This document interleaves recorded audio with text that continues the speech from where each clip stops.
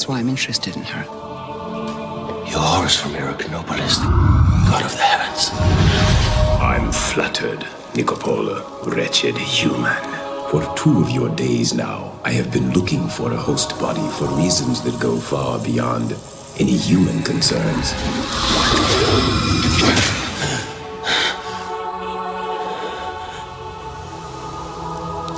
You're the greatest mystery of nature I've ever come across. Some of the vertebrate animals on this planet shed their skin. You are going through the same process.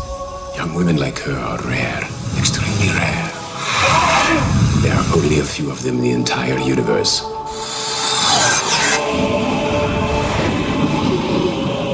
They don't even know who they are themselves or the power they have. You're going to need someone to take you home. What power? The greatest power of all.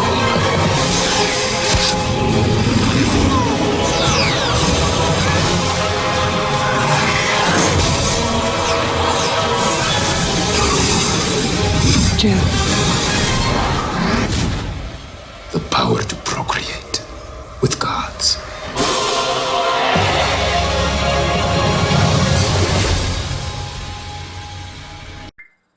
Bonjour à tous, chers amis et chers abonnés. Et oui, je n'ai pas fait de vidéo depuis 2 semaines pour une bonne raison, c'est que j'étais en vacances. Alors j'espère que vous allez bien. Et j'ai préféré donc pas vous faire de film, de vidéo pendant cette période de vacances, mais plutôt m'aérer. Et là, je reviens, comme vous avez vu, avec une vidéo en tête que je me suis revu hier soir. J'ai voulu revoir Immortel de Enki Bilal, dont vous avez pu voir la bande-annonce. Alors, Enki Bilal, je sais que ce film a un petit peu divisé à sa sortie. Il y a ceux qui l'ont apprécié, il y a ceux qui lui ont craché dessus. Mais moi, j'ai plutôt bien aimé ce film. Je veux dire, et même encore aujourd'hui, même en 2022, j'adore revoir ce film qui est très intéressant. Alors, ce film est sorti le 24 mars 2004, d'après une adaptation de l'univers BD d'Enki Bilal. Voilà, 3 BD en fait, c'est une trilogie qu'il avait sortie, hein, la fameuse trilogie d'Enki Bilal, on en parlera. Et au scénario, donc, réalisation, scénario, co-scénarisé avec Serge Lehmann, sur une musique de Singur Ras et de Goran Vejvoda. Au casting, nous avons Linda Hardy, Thomas Kretschmann, Yann Colette, Charlotte Rampling. C'est un film de science-fiction, on va dire science-fiction un peu dystopique, qui à lui seul a nécessité quand même plus de 102 heures d'exécution, ce qui n'est pas rien pour un film. Alors le synopsis, eh bien, c'est New York en 2095, avec une pyramide flottante qui apparaît comme ça dans le ciel au-dessus de Manhattan, et une population qui est alors composée de mutants, d'aliens, d'humains, à la fois réels, à la fois synthétiques, et tout ça sur fond de campagne électorale, dont le candidat est un serial killer boulimique en quête d'un corps sain. On a aussi un dieu à tête de faucon, qui est inspiré de la mythologie égyptienne, puisque c'est Horus, qui n'a que 7 jours pour préserver son immortalité. Vous allez me dire pourquoi un dieu peut perdre son immortalité. Bah oui, c'est comme ça, c'est l'univers d'Enki. Ensuite, on a comme troisièmement un pénitencier géostationnaire qui perd son dissident le plus subversif, qui a été congelé depuis 30 ans, et une jeune femme sans origine connue, aux cheveux et aux larmes bleues. Alors, 3 noms reviennent dans ce film: Horus, Nicopole, Gilles, les 3 personnages, les principaux du film. Linda Hardy qui va jouer le rôle de Jill, Thomas Kretschmann qui joue le rôle de Nicopole, et pour le rôle de Horus, je sais plus, j'ai plus le nom, bref, peu importe. Bref, 3 destins convergents l'un vers l'autre, où tout est truqué, à la fois les voix, les corps, les souvenirs même, tout sauf l'amour qui apparaît ici comme une délivrance. Ce film, un film au budget important, je n'ai pas le chiffre en tête, mais le chiffre est assez conséquent quand même. On voit le travail qui a été donné pour ce film. En fait, il peut être vu, et ça c'est mon expérience personnelle, pour ça que j'aime bien ce film, c'est qu'il peut être vu comme une expérience cinématographique.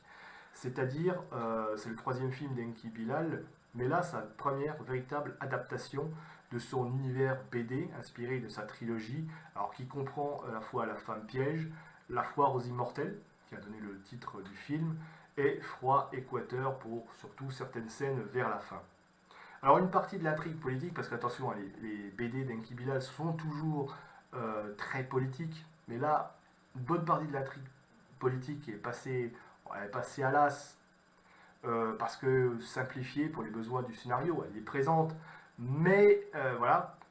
Et il y a une petite aussi référence à Baudelaire, c'est vrai que c'est très baudelairien comme film, alors c'est pas anodin, faut savoir qu'Enki Bilal, qui est né en 1951 à Belgrade, a appris le français à l'âge de 6 ans, et à l'adolescence, comme ça, il a découvert Charles Baudelaire, qui a totalement transformé sa manière de penser, sa manière d'être, et c'est pour ça qu'il y a une référence à 2 poèmes des Fleurs du Mal dans ce livre, Une charogne et un poison, et d'ailleurs c'est assez marrant parce que ça correspond bien un peu à l'univers un petit peu science-fiction, dystopie, un peu brut comme ça, voilà, eugéniste, on va dire, de son univers.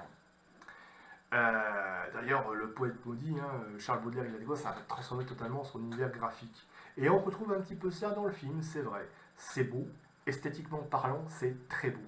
Alors certains ont pu juger un petit peu ce film. Voilà. Je vous dis, c'est une expérience à vivre. Moi, je trouve personnellement vraiment très beau. Peut-être parce que je suis justement très attiré par les BD déjà d'Enki Bilal à la base, mais justement, ça va plus loin, ça donne un corps nouveau aux BD d'Enki Bilal, je trouve, et c'est assez agréable de retrouver comme ça, il y a un petit univers un peu steampunk, j'ai envie de dire, dans une science-fiction, dans un univers science-fiction qui est complètement, on va dire, différent de tout ce que l'on a compris. Alors peut-être qu'à l'époque, certains ne l'ont pas compris comme ça, et c'est vrai que ce film a beaucoup divisé, et je crois qu'il divise encore. Alors j'ai envie de dire, faites-vous votre propre esprit, dégagez-vous de tous les préjugés, et surtout, si vous avez acheté ce DVD, si vous l'avez acheté en DVD comme ça, regardez le making-of qui est assez très long et très complet, qui va vous donner beaucoup de choses sur le film. C'est très particulier. Enfin, franchement, les corps des acteurs, par exemple, sont totalement retravaillés, à part des effets spéciaux en 3D. Ça a donné lieu à un travail infographique qui est totalement incroyable, quoi. D'ailleurs, il y a eu un tournage classique de 5 semaines, et un autre en studio et sur fond vert, qui a duré cette fois 7 semaines. Donc vous voyez un peu le nombre de travail. 10 caméras infrarouges ont dû œuvrer pour nous rendre cette œuvre qui est absolument incroyable, avec des thèmes, ça parle d'immortalité, bien sûr, on parle d'amour, on parle de violence, on parle d'eugénisme, on parle politique, beaucoup politique, c'est quand même du Enki Bilal. Est-ce que c'est un univers pessimiste? J'ai envie de dire oui et non. Non, on accepte voilà, non, enfin, pessimiste non, parce qu'on accepte ce milieu, il nous l'impose, il nous le met dans les yeux, il ne nous explique pas, on est carrément transformé dans ce monde, avec un New York qui est totalement retransformé, avec des voitures comme ça qui sont suspendues à des câbles, qui est pas loin de faire penser quand même au 5e élément de Luc Besson. Et oui, c'est un petit peu des fois.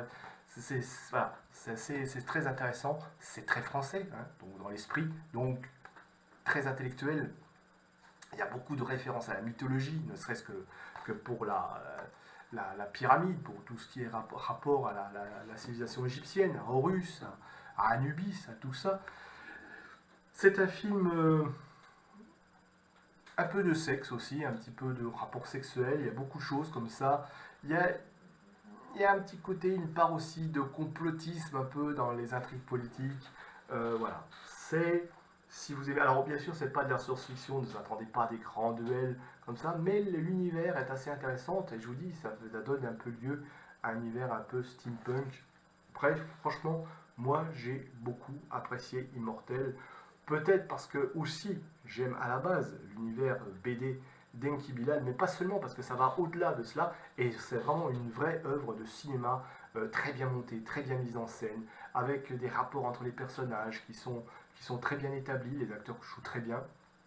Bref, ça dure 1h40 à peu près, un bon moment devant ce film qui aurait mérité, c'est vrai, peut-être d'avoir plusieurs suites, enfin pas des suites, mais plusieurs films dans ce même ordre d'idées. Mais c'est vrai qu'à l'époque, en 2004, il n'a pas trouvé son public. Et aujourd'hui encore, je vous dis, il continue à diviser ce film. Et pourtant, donnez-lui sa chance, car au-delà de ce film de science-fiction, c'est une véritable œuvre d'art.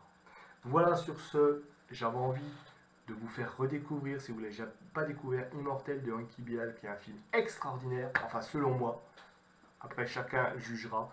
C'est une expérience à vivre, une expérience cinématographique. Si vous aimez la science-fiction un petit peu, voilà, un peu avec un esthétisme steampunk, mais voilà, on va vous projeter dans des univers un peu éloignés en 2095, un peu déstructurés aussi, c'est vraiment des paysages un peu déstructurés comme ça, c'est recréer un peu un nouveau monde, on va dire.